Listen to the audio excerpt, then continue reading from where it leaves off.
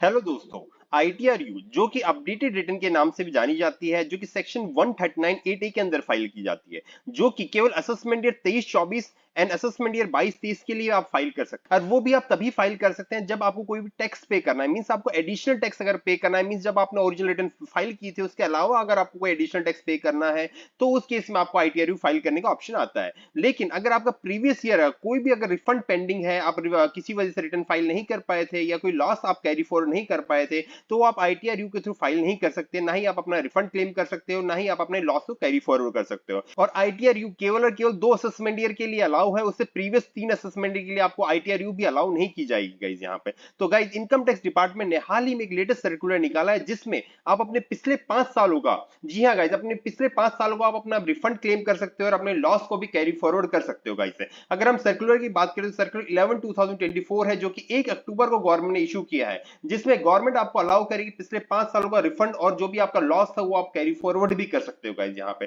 तो बहुत ही अच्छी अपॉर्चुनिटी है गाइस यहाँ पर। वीडियो में जरूर लास्ट तक बने रहना गाइस, यहाँ पे मैं सभी चीजों को डिटेल में डिस्कस करूंगा कि आपको कैसे अपने रिटर्न को फाइल करना है, कैसे आपको कंडोनेंस ऑफ डिले के लिए अप्लाई करना है गाइस यहाँ पे। उसके अलावा हम ये भी डिस्कस करेंगे अगर आपको अपडेटेड रिटर्न फाइल करनी है, मींस आपको अपडेटेड रिटर्न कब फाइल करनी पड़ती है, किन रीजन की वजह से आपको अपडेटेड रिटर्न फाइल करनी है, तो वो भी हम डिटेल में डिस्कस करेंगे। बिफोर स्टार्टिंग दिस वीडियो, अगर आप चैनल पर नए हैं तो चैनल को जरूर सब्सक्राइब कर लेना, बेल आइकन क्लिक कर देना। Let's start the video guys. सबसे पहले हम बात करते हैं अपडेटेड रिटर्न के बारे में, जो कि सेक्शन 139(8)(a) के अंदर फाइल की जाती है, जिसे आईटीआरयू भी बोला जाता है गाइस यहाँ पे। अपडेटेड रिटर्न की बात करें तो गाइस ये असेसमेंट ईयर 23-24 और असेसमेंट ईयर 22-23 के लिए फाइल कर सकते हैं, जिसमें आप केवल और केवल एडिशनल टैक्स पे कर सकते हो गाइस यहाँ पे। मींस अगर आपको कोई टैक्स पे करना है, अब यहाँ पे एसएससी का क्वेश्चन यहाँ पे आता है कि सर हम एडिशनल टैक्स कौन पे करना चाहेगा। गाइस यहाँ पे काफी सिचुएशन ऐसी होती है जिसमें इनकम टैक्स डिपार्टमेंट आपसे काफी इंफॉर्मेशन मांगता है। अगर आप इन्फॉर्मेशन नहीं दे पाते तो उस केस में आपको एडिशनल टैक्स पे करना पड़ता है। इवन आप प्रीवियस ईयर का एडिशनल टैक्स आपको पे करना है तो उस केस में आपको आईटीआरयू ही फाइल करनी पड़ेगी यहाँ पे।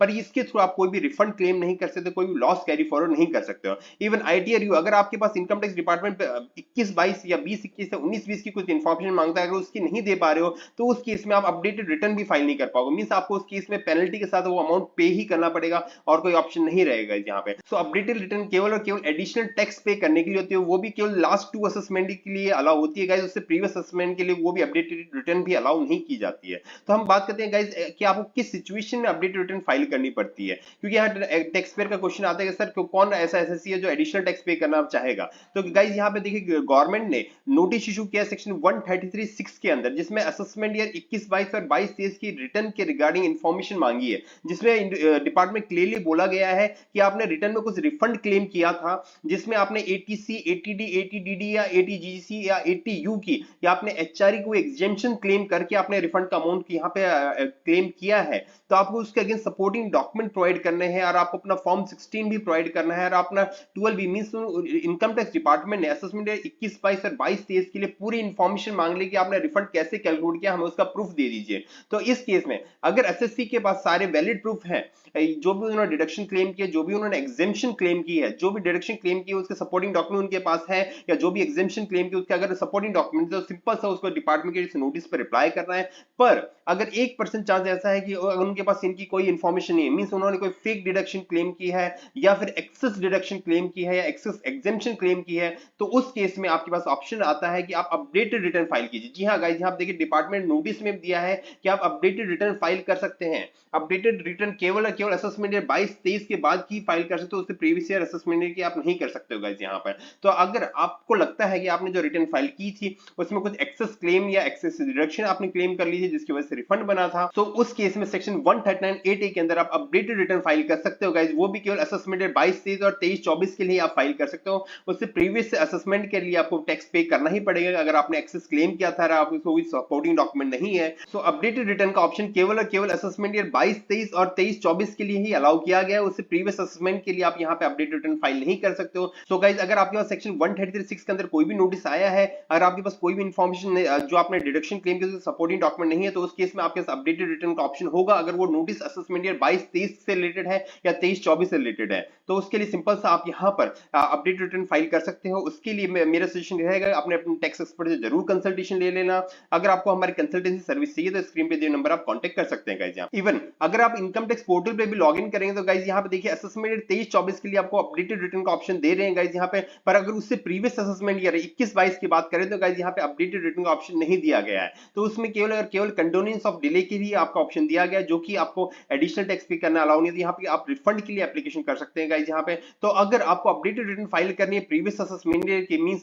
22-23 या 23-24 की आपको अपडेटेड रिटर्न फाइल करनी है, तो उस केस में केवल आप इनकम टैक्स पोर्टल पे जाके उसको सिंपल सा रेक्टिफाई कर सकते हो, अगर आपके पास कोई भी नोटिस आया है सेक्शन 133(6) में। गाइस अब बात करते हैं कि अगर आपको प्रीवियस ईयर के आपने रिटर्न किसी वजह से फाइल नहीं की थी, तो उस केस में आपके पास कंडोनेंस ऑफ डिले का ऑप्शन आ गया है। डिपार्टमेंट यहाँ पे सर्कुलर के थ्रू आपको यहाँ पे कंडोनेंस डिले अलाउ करने का ऑप्शन दे दिया गाइस यहाँ पे। तो गाइस अब बात कर लेते हैं, अगर आपने किसी भी वजह से अपने रिटर्न को फाइल नहीं किया था, तो उस वजह से आप यहाँ पर अपने रिफंड को क्लेम कर सकते हैं या अपने लॉस को कैरी फॉरवर्ड कर सकते हैं। डिपार्टमेंट ने सर्कुलर 11/2024 1 अक्टूबर को इशू कर दिया है, जिसमें डिपार्टमेंट के पास राइट्स होंगे वो आपके पिछले 5 असेसमेंट, जी हाँ गाइस, पिछले 5 असेसमेंट ईयर के लिए आप यहाँ पर रिफंड क्लेम कर सकते हो। असेसमेंट ईयर 23-24, 22-23, 21-22, 20-21, 19-20, इन सभी 5 असेसमेंट ईयर के लिए अगर आपने रिटर्न फाइल नहीं की थी, जिसकी वजह से आप रिफंड क्लेम नहीं कर पाए थे, आपका कोई लॉस था वो कैरी फॉरवर्ड नहीं कर पाए थे, तो उस केस में आप यहाँ पर अपना रिफंड क्लेम कर सकते हो गाइस। ये बहुत ही अच्छा ऑप्शन दिया है डिपार्टमेंट ने, तो आप इस सर्कुलर का यूज कर सकते हो गाइस यहाँ पर। तो उसके लिए क्या करना है गाइस, यहाँ पे पहले हम बात कर लेते हैं किसके पास ये अथॉरिटी है कि आपको यहाँ पे कंडोनेंस ऑफ डिले, मींस आपने रिटर्न नहीं फाइल की है,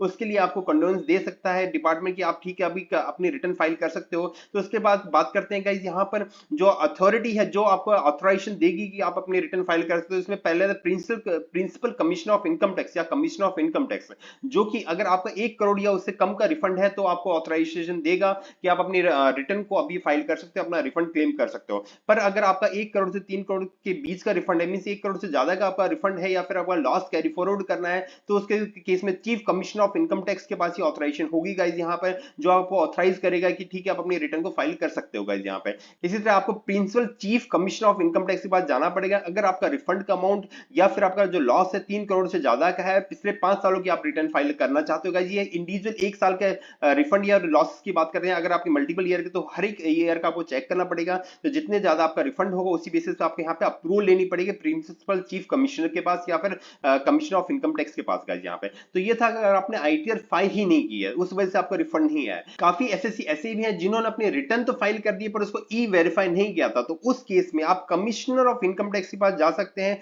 जो कि होगा बेंगलोर का ही गाइस। सीपीसी के पास आपको जाना पड़ेगा, मींस वहां पे रिक्वेस्ट करनी पड़ेगी, आपको लेटर लिखना पड़ेगा जिसके बेसिस पे अगर वो कंडोनेंस प्रोवाइड करते हैं तो उस बेसिस आप अपने रिटर्न को ई वेरीफाई कर सकते हो, जिसके बेसिस आपके उस रिटर्न को कंसीडर किया जाएगा, उसकी प्रोसेसिंग स्टार्ट की जाएगी और उसका रिफंड आपको इशू किया जाएगा यहाँ पे। गाइस अब बात करते हैं अगर आपको कंडोनेंस ऑफ डिले के लिए अप्लाई करना है, तो उस केस में अगर डिपार्टमेंट आपको अलाउ करता है तो कितने टाइम में वो ऑर्डर पास करेगा। तो टाइम लिमिट ऑफ ऑर्डर की बात करते हैं गाइस यहाँ पे, अगर प्रिंसिपल कमिश्नर या कमिश्नर ऑफ इनकम टैक्स है, जो भी अथॉरिटी है, वो विद इन 6 मंथ में आपका ऑर्डर पास करेगी। मींस जैसे आप अप्लाई करोगे उस मंथ के एंड से वो काउंट किया जाएगा। मींस अगर आप अक्टूबर में अप्लाई करते हैं, अक्टूबर किसी भी डेट को आप अप्लाई करते हैं तो 31 अक्टूबर से वो काउंट किया जाएगा, मींस उस मंथ के एंड से काउंट किया जाएगा। मींस 30 अप्रैल तक डिपार्टमेंट आपको ऑर्डर इशू करेगा, जिसके बाद ही आप अपने रिटर्न को यहाँ पर कंडोनेंस ऑफ डिले का आपको एक एक्नॉलेज नंबर मिलेगा, उसके बेसिस पे आप अपने रिटर्न को यहाँ फाइल कर सकते हो गाइस। विदाउट वो एक्नॉलेज नंबर आप यहाँ पर रिटर्न को फाइल नहीं कर सकते। तो ये जो ऑर्डर इशू किया जाएगा डिपार्टमेंट की तरफ से, उस ऑर्डर को आपको यहाँ पर रिटर्न फाइलिंग के टाइम पे यहाँ पे